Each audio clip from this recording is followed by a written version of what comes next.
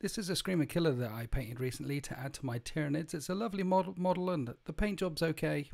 This is a model that you can proxy as a Screamer Killer that is designed and painted by Den of Imagination, including the bases, and this looks much better than okay. I mean, the painting is okay. I'm certainly not going to win any golden demons anytime soon, but there's a definite skill gap when you put them side by side. And then Den of Imagination designed and painted another one and sent it to me, and at this stage I just think they're showing off. Now this leads me onto an interesting conversation about proxying models in Warhammer 40k, but before we get to that conversation I have many questions to ask you. But before we get onto that conversation, there'll be some people out there asking, how do I get my hands on these? So let's go through all of that to let you know how you can get your hands on these models.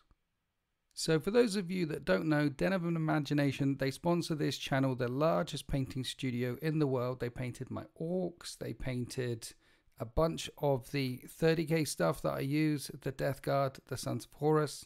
They painted my Dark Angels army, which isn't 2,000 points at the moment, which is really annoying. And they painted my Chaos Knights army as well.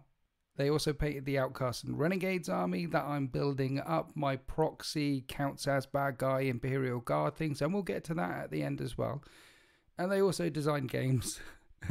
They also designed miniatures, and they're big, they're lovely people, they're good people. And they design and release dozens of new models every single month, and you can keep up with all of that stuff by going to Den of Imagination Patreon. I'll put a link in the video description below. And the Patreon access gets you access to all the STL files. So if you're a 3D printer sort of person, or know someone with a 3D printer sort of person, and want to get your hands on a bunch of new models every single month, then you become a Den of Imagination Patreon supporter. But this particular one, their Ultrafex model, this lovely new Screamer Killer proxy, this was part of the November release. So to get the STL file for that, you need to go to my mini factory, and I'll put a link in the video description below for that as well. So support on Patreon to get all the new stuff. Go to my mini factory to get this specific model. Also, you could get the Death Reaper model, which is a model I helped design with them, and it's my Proxy Nightbringer model, and if I've clicked all the buttons correctly, it should be on the screen right now.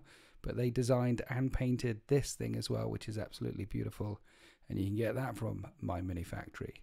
They're also gonna be releasing, they have a shop where you can buy resin casts, but they're overhauling it at the moment. And in the future, you will be able to go straight to the Den of Imagination shop and buy a model. Buy this one, the Death Reaper model, or buy the Ultrafex model. Buy a bunch of models from them. And as soon as they've got that shenanigans working out, I'll make sure either I'll put a link in a video, make a video about it, or I'll probably put something on the community page because on YouTube, because I often get asked, how do I get my hands on your Proxy Nightbringer? How do I get my hands on this? How do I get my hands on that? And it would be great if you could just go straight to their store and press click and get it. Obviously, they're not Games Workshop, so economies of scale is a thing. Games Workshop make 100,000 sculpts of something. Den of Imagination are independent, as in they're trying to make the models as affordable as they possibly can, and they're not going to shift 100,000 of anything. But that's a way to get the independent models as well, if you want to do that. And this month on the Patreon is the second release for the Outcasts and Renegades faction that they're doing for me, with me as well, which is an Imperial Guard proxy that you can run as Chaos Guard, or you can run as a Renegade Guard, or you can run in, I don't know, Blood Bowl or Necromunda, or any game system Infinity, any game system that you want to run these miniatures in, or just collect them and paint them and get yourself a nice Chaos and Renegades force. And this month in the December STL wave release on Den of Imagination Patreon is the heavy weapons teams for the Outcasts and Renegades, the walkers for Outcasts, and the bikes, which in my case will count as Rough Riders. There's a command squad in there as well, and some jumpy dudes. They're going to town, people. I love the fact that there are independent creators out there doing this kind of thing and adding to the amount of hobby goodness there is in the world. When people in the community make stuff for the community and add to the amount of stuff that's out there for the wider community, it just benefits the entire community. I said community about 10 times there, It's just better for everyone, which leads me on to my question, which leads me on to the point that this sort of started rustling in my brain is Games Workshop. There used to be more ways of sticking together your miniatures, more ways of posing them, more ways of presenting a miniature, but now they're focusing more and more on monopose. And is this a good or bad thing? So for example, when we look at the Screamer Killer model itself, it comes in one pose. Games Workshop of old would have created a Screamer Killer with at least 2 different heads and a couple of different arm poses that you could have put on it. So if you bought more than one Screamer Killer, you could have had more than one Screamer Killer looking model. One would have looked one way, one would have looked another way. And how difficult would it have been for Games Workshop just to design on the computer aided thing and on the press thing, just to design the sprue so it had a couple of different options on it? How difficult would have that been for them? I say that it probably wouldn't have been that difficult, and I think it would have probably helped them sell some more Screamer Killers. Which begs the question, why are Games Workshop not doing this? Why are they leading away from multi-pose kits? It just doesn't make any sense to me.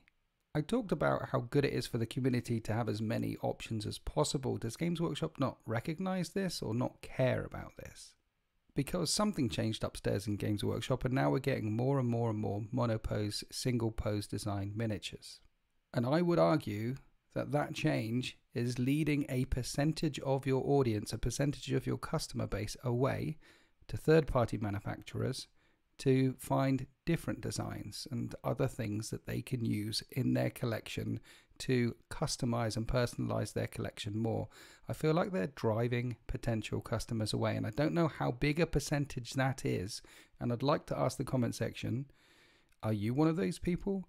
How big a percentage do you think that is? Do you think it's a significant enough percentage for Games Workshop to get worried, or clearly maybe it's not enough for them to get worried about it yet? Or maybe Games Workshop really don't care because back in the day they just used to produce lead things, and I bang about this all the time, but they used to produce lead monopose models, and conversions were still a thing then. Conversions are still a thing now. You can get your scalpel out and your green stuff out and go to town on these things if you want to, and some people do, and some people make truly incredible looking conversions, truly incredible looking proxy models. Quite frankly, there's a very high number of ridiculously skilled sculptors and creators in the community just showing off, just like Den of Imagination do. But for someone like me who ain't got the time or ain't got the skill for any of that, it'd be better if Games Workshop gave me, did you like that? Better if Games Workshop gave me my options back, please. So 2 of my models don't have to look exactly the same. I just feel like there's a new design philosophy running through Games Workshop at the moment to minimize the amount of options that you can put on your stuff. Now, maybe this is a reaction for the third-party market and the printing market and the proxy market. Maybe it's a reaction against that. They're saying, hey, 1 minute, these miniatures are too damn easy to convert or add to or this. So we're going to restrict it. We're going to tie it up as a reaction to that market to help keep all the customers here. But I think it's doing the reverse, personally, in my humble opinion. I think that what it does is that market's always going to be there no matter what. There are people who want to convert. There are people who want to look for proxy miniatures. There are people who want to have different looking stuff. That is always going to be there. But making it more difficult for the core who isn't doing that sort of thing to have miniatures that look separate, to have miniatures that look unique from each other, might drive more people away to look at the third-party bits and the proxy bits and the other bits. I think, are they shooting themselves in the foot? And if they are, how big is the bullet? How much will this hurt them? What do you think? Thoughts, comments below. I really want to hear. I want to hear from the community. This one has been on my brain for some time. I just don't feel like it's too much to ask for 2 sets of heads or 2 sets of arms. Or 2 sets of arms on the little infantry models. I can understand that so much because even the new Space Marine sculpts for Heresy and things, there's still some, and in 40k, there's still some conversion options there that you can do quite easily with the miniatures in the box. I'm talking about the set piece models. I'm talking about models that cost 50 quid or more in particular, or even 30 quid or more in particular. Set piece models that You don't want two crisis suits looking exactly the same. You don't want two riptides looking exactly the same. Some of these older kits have more options in. But if you look at Canoptic Doomstalkers, they're all going to look exactly the same. Why can't I have two sets of legs? One that looks a bit crouched, Canoptic Doomstalker, one a bit taller. Or why can't I have two different types of carapace? So you can put the rounded carapace all the way around, or a spiky carapace. Why it's not too much to ask for. By giving your customers more options more of the time, surely you're keeping more of your customers happy.